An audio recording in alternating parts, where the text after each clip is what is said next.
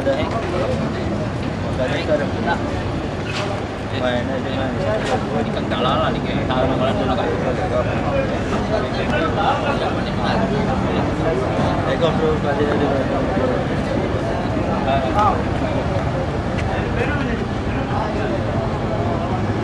Enggak itu orang mah. Agen ada dia.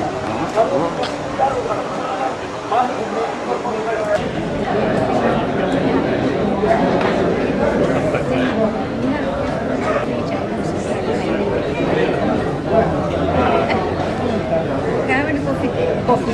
Peru kopi.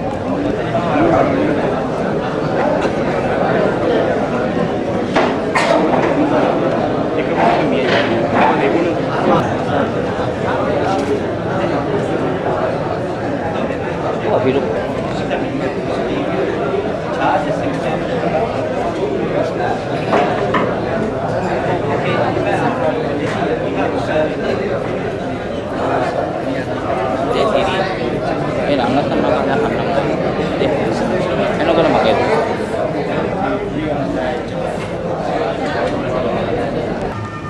Berani.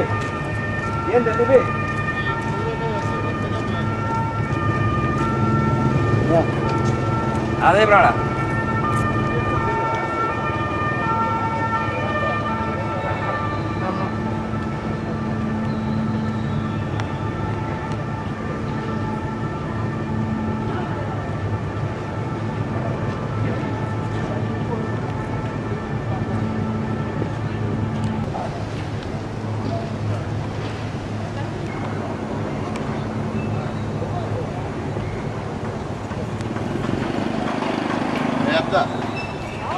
Dah.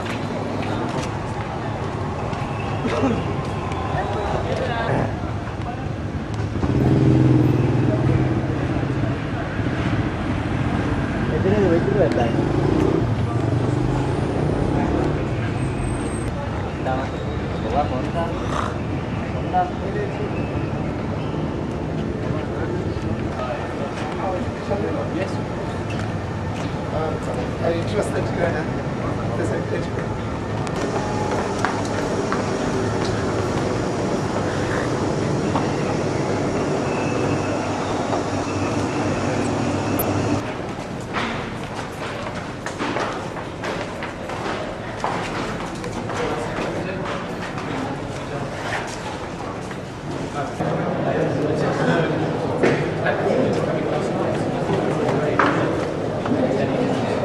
Yeah. I think we must check this.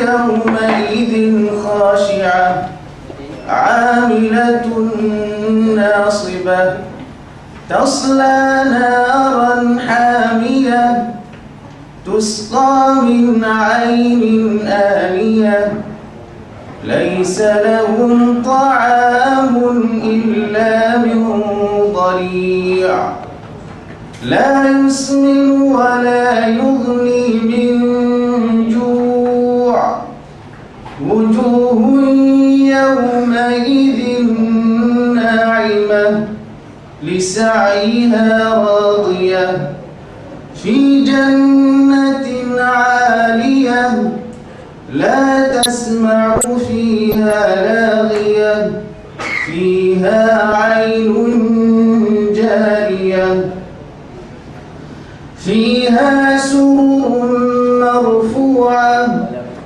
وأكواب موضوعة ونمارق مصفوفة وزرابي مبثوثة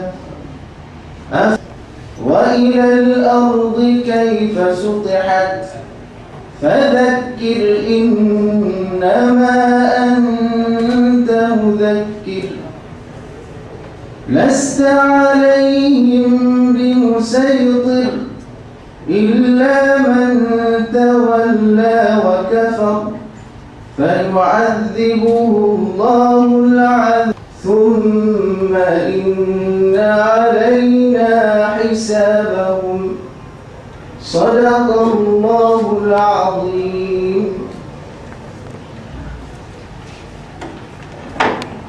His Excellency Dominic Chilcott today to address the National Council of our party. Your Excellency, we are indeed certain that we need not elaborate on the slippery slope that we have tried so hard to climb in establishing this party.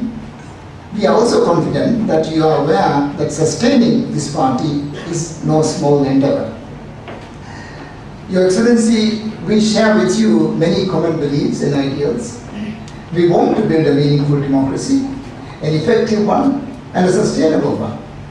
We want this country to be a democratic country. We want to live in the family of free nations, with the family of free nations. To achieve this, we share your belief that we have to have a functioning and a responsible party and a responsive party.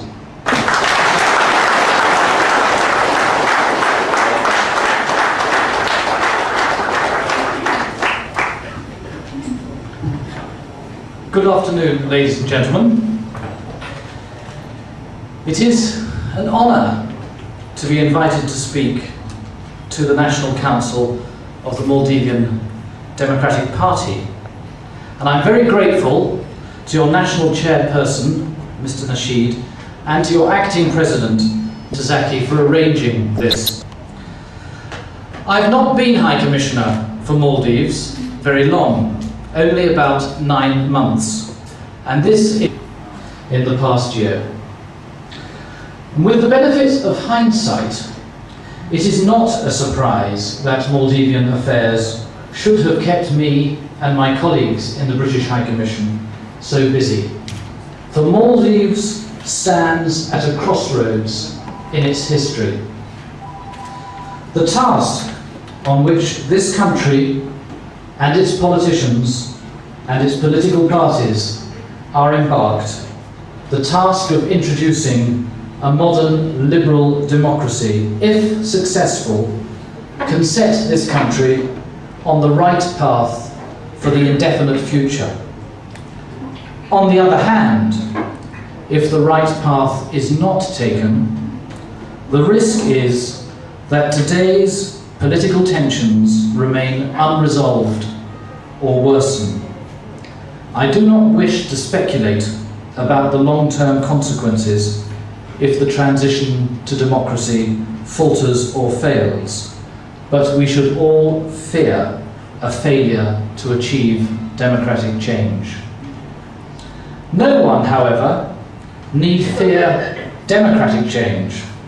Democracy provides the framework within which ideas and policies can be debated and governments can be criticised within agreed rules of the game, so that it is possible to have different views on a particular area of policy and express those views without fear of getting into trouble with the authorities. On the contrary, democracy thrives on different opinions and on opposition parties holding the government accountable through questioning and debate. And those fundamental freedoms are not just for the political class. It provides a peaceful mechanism through elections for the people to change those who govern them. And this opportunity comes round at regular intervals. Paradoxically, having all this freedom to express different views, to join political parties, to criticise governments and to remove them at elections does not make societies more divided. It makes them more united. Democracy releases Maldives will be a country more at ease with itself. This may be difficult for some people to accept right now, but I assure you it is true. Ladies and gentlemen, I don't think I need advocate the merits of democracy to a party whose middle name is the word democratic. But perhaps I should say something about the journey to get there. Firstly, you need to be patient. In Maldives, you are introducing reforms that took hundreds of years in my country. Some of you will be better historians of Britain than me, but I reckon there was roughly 600 years between Magna Carta in 1215 and the Reform Act of 1832. Now the good news is you don't have to wait 600 years. But even in Central Europe, after the fall of the Berlin Wall, and with the strong incentive of membership of the European Union and of NATO to speed up democratic reforms, it took a number of years before those countries could be called working democracies.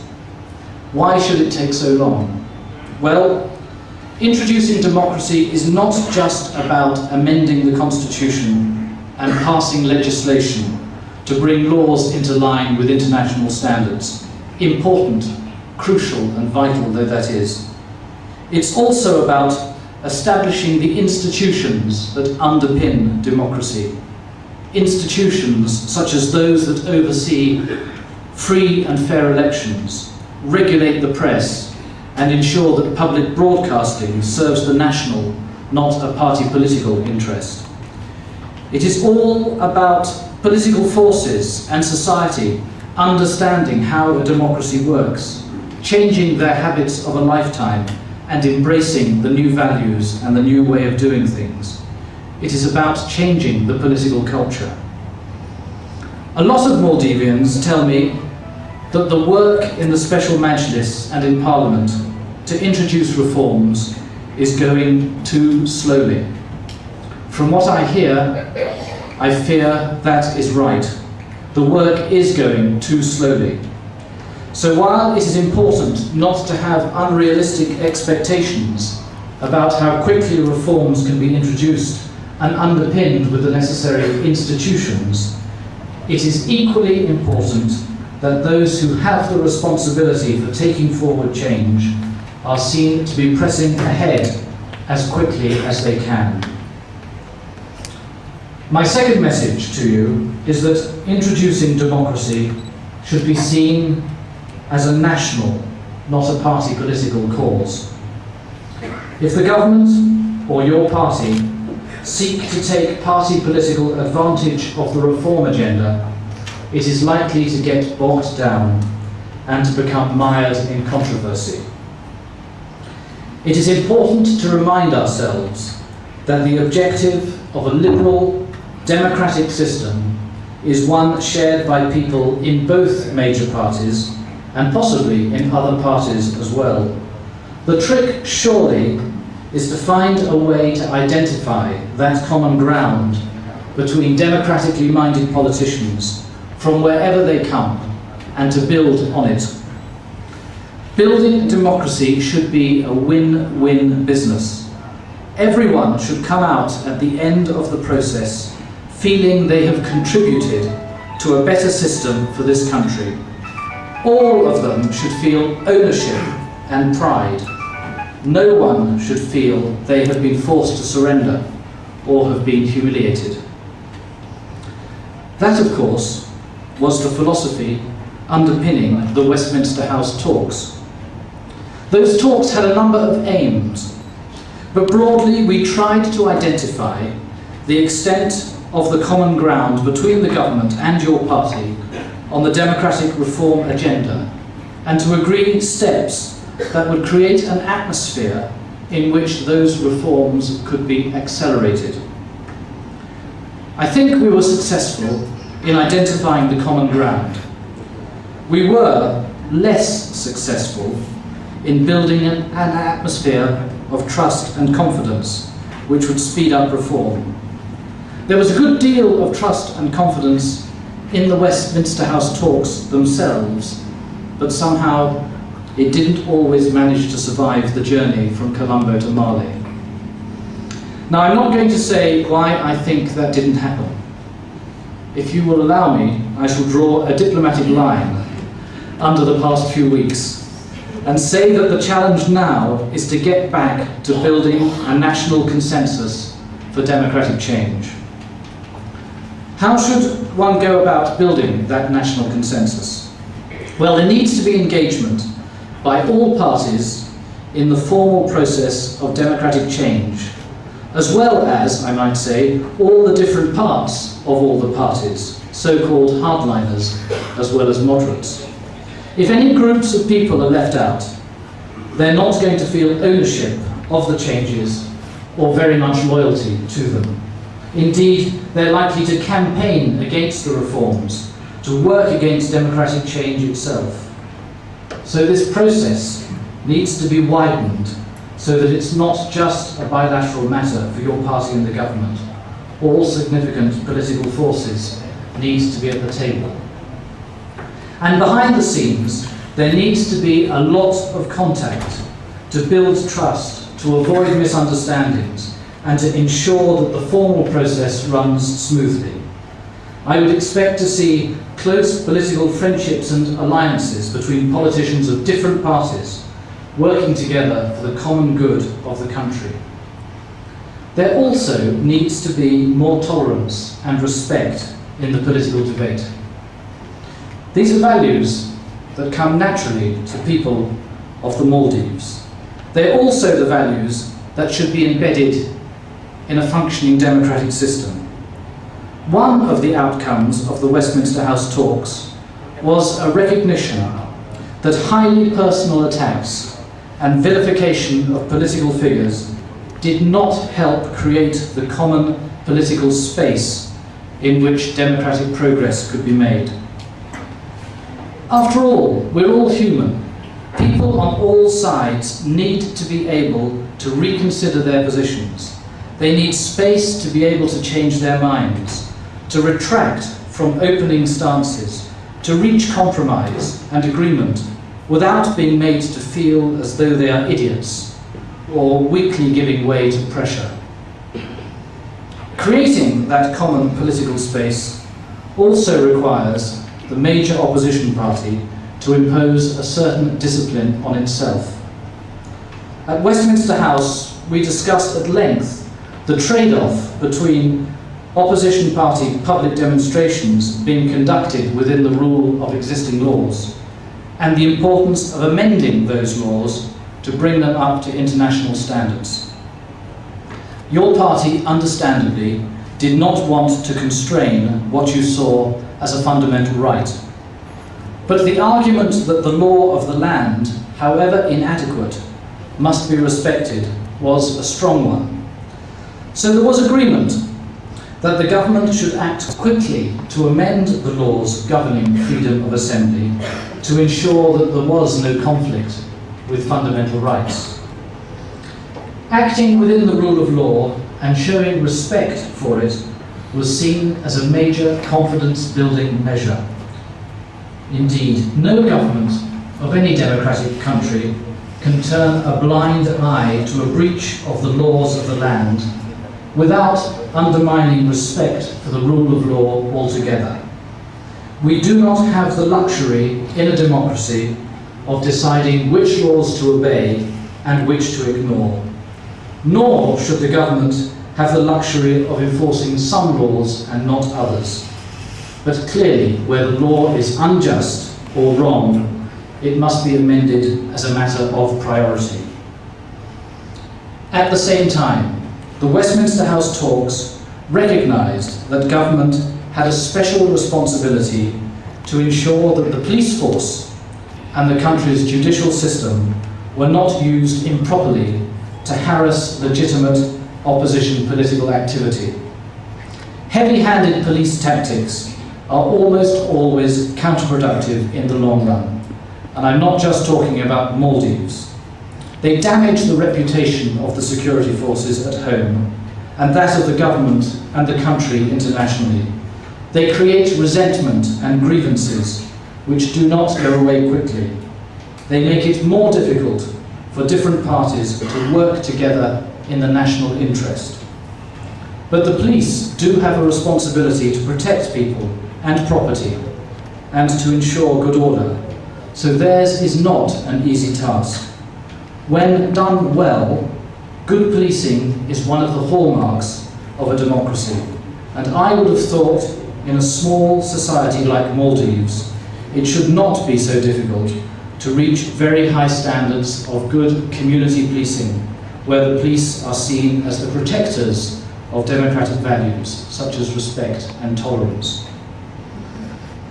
I hope that one of the confidence-building steps that can be taken soon is a recognition by government and opposition politicians that the country needs to move forward now in a spirit of national reconciliation after the turbulence of the past few weeks, and that a fresh effort should be made to unite people in the common cause, not keep them apart. One element that would help this would be the speedy resolution of the cases of those people held in detention, so that either their charges should be dropped and they should be released, or else the judicial process should run its course fairly and quickly. Another important confidence builder is to underline that democratic change is not about support for or opposition to particular individuals. Democratic change is about introducing the right systems, the right laws, the right institutions. It's about establishing fair rules of the game in which all have an equal opportunity and all are dealt with equally. This concept of not using democratic change to pursue any particular individual was also part of our discussion at Westminster House. And this brings me to a final point, and possibly the most difficult for this audience. The main criticism of collaboration with the government about democratic change that one hears is that the government are not sincere, despite there being a number of democratically minded ministers holding office. Admittedly, no one can see inside the minds of other people, so there is always going to be an element of doubt in assessing other people's intentions. But the risk of testing the government's sincerity by working with it seems to me to be a lot smaller than the risk of confronting the government on the streets. It's not at all clear that confrontation will get you and your party what you want without a huge amount of collateral damage. And do you really want the younger generation growing up in an atmosphere where the model for opposing government policies is through direct action on the street rather than through the democratic process? And don't forget, just as government behaviour and tactics towards you and your party generates a reaction, understandably, within your party, so too does the actions of your party and its supporters affect the way the government sees you and behaves towards you. The more confrontational they see you being, the less willing they are to make the moves to introduce liberal democratic reforms. Whose position has been strengthened within the government in the light of recent weeks? Not the democratically minded ministers, I can tell you. The people with perhaps the most difficult job of all are those who have to persuade their colleagues, who enjoy the trappings of power and all the advantages that go with being in government, that they must now put all